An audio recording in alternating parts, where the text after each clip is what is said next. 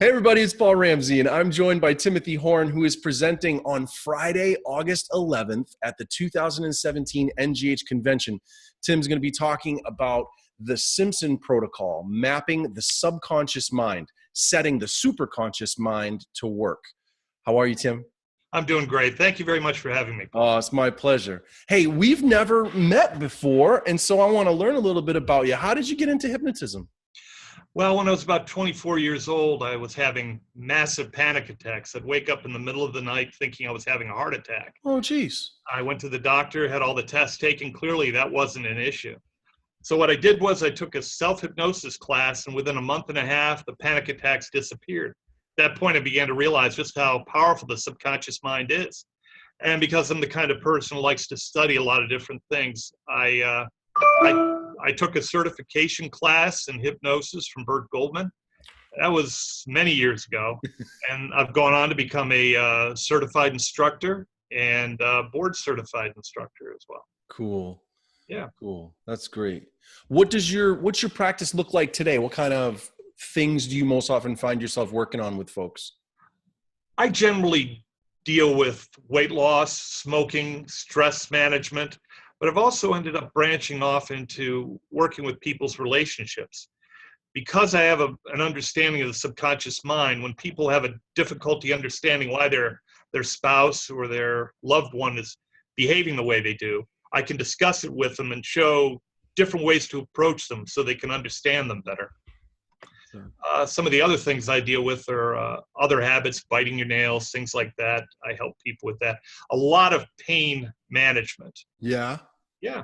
Yeah, that market's huge, right? And it's not going away anytime soon. Yeah, especially with the opiate crisis. Yeah. That's going to be an expanding market. So. Yeah, unfortunately. Yeah, but it's good that we're there to help. That's great. So, you sound like you've described yourself as a guy who loves to learn things, and you've got a long time in this profession. You've got a lot of things that you could choose to present about at the convention. Why this topic? Why is this topic important to you? About 8 years ago, I took a seminar with Inez at the NGH, and I began to learn about the Simpson Protocol. The way I see the subconscious mind is it's a garden. Every seed that's been planted in there begins to grow.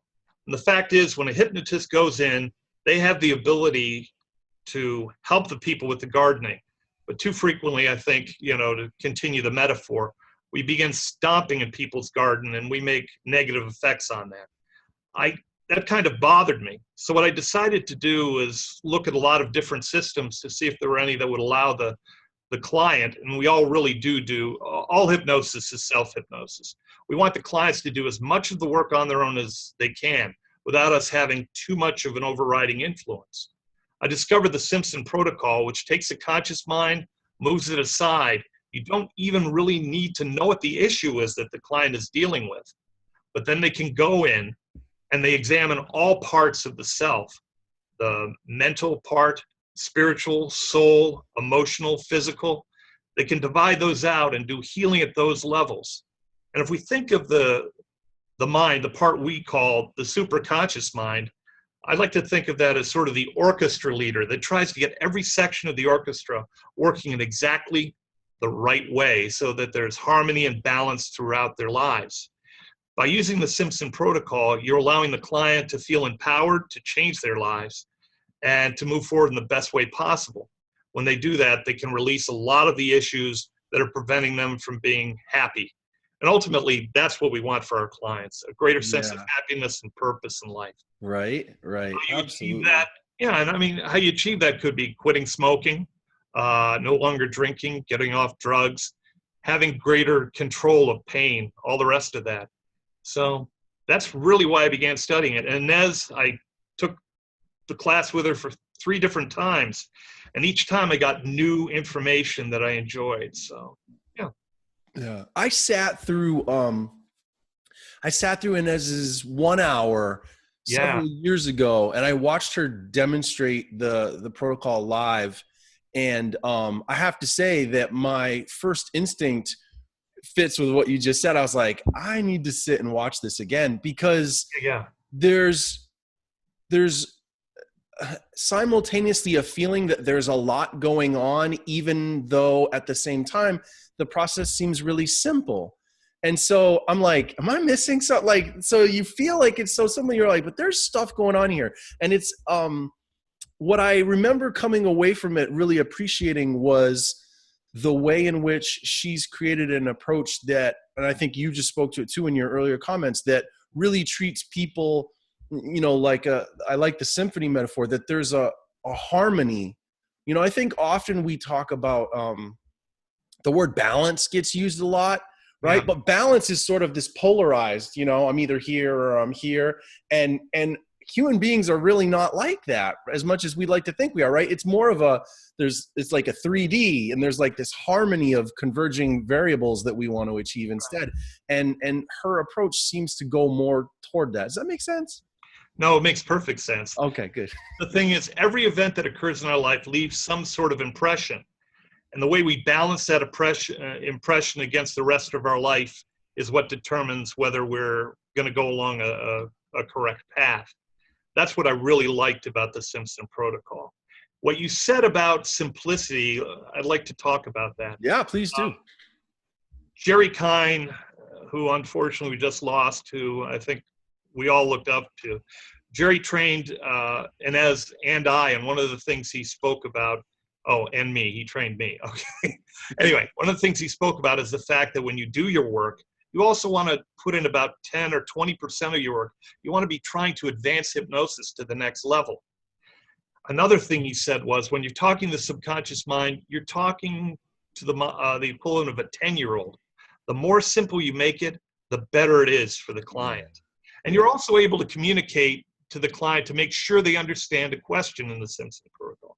Sometimes it's with the ideomotor response, where superconscious mind, you need me to repeat that? Yes. And you can ask the question. They're always willing to talk to you, because the whole overriding purpose of the subconscious mind is to protect the client against danger, real and imagined. That's what Jerry taught us. And I think Inez and I are trying to move that forward. Yeah, that makes sense. That's great. Hey, I'm looking at your description here, and it says that for learning outcomes, participants are going to list the steps necessary to achieving the Esdale state. They're going to learn how the different levels of mind can help affect powerful change. Describe how triggers are created in the Simpson Protocol to get to deeper levels instantly. Yes. And explain the obstacles that the Simpson Protocol can address that other methods may not.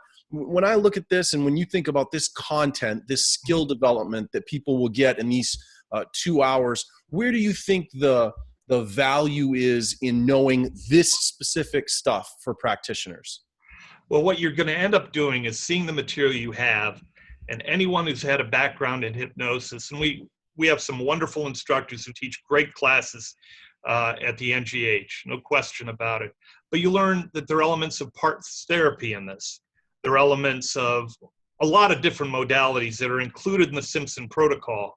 And I think being able to name these things will show the practitioner just how they're expanding their practice, going to simpler things, and using all sorts of different information in a more succinct and direct method to maximize the benefit with the clients.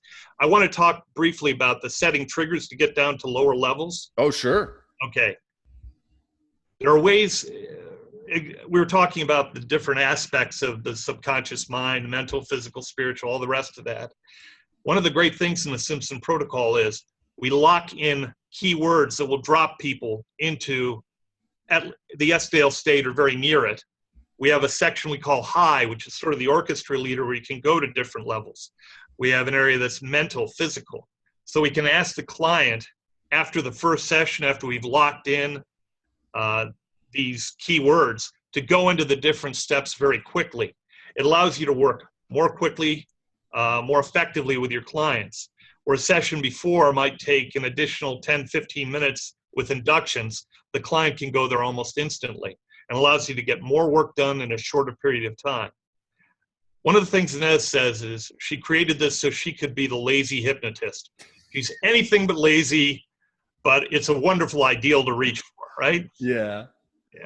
I just taught a class here in Manassas, and my students had just taken the class. I brought in volunteers who had never been hypnotized before. And slightly rough patches, but by the end, by the second client, they got it to the point where they were dropping them very quickly. They're working, creating incredible change. And the feedback they got from the fresh people who'd never been hypnotized before, was incredible. That's great. That's what you want to do. Yeah. Yeah. That's where, when you've got a skill set and an understanding of protocols, whatever protocols are, but you've got it to that point where you have that confidence of knowing you can do that. I mean, that's, your practice goes to another level. That's really great.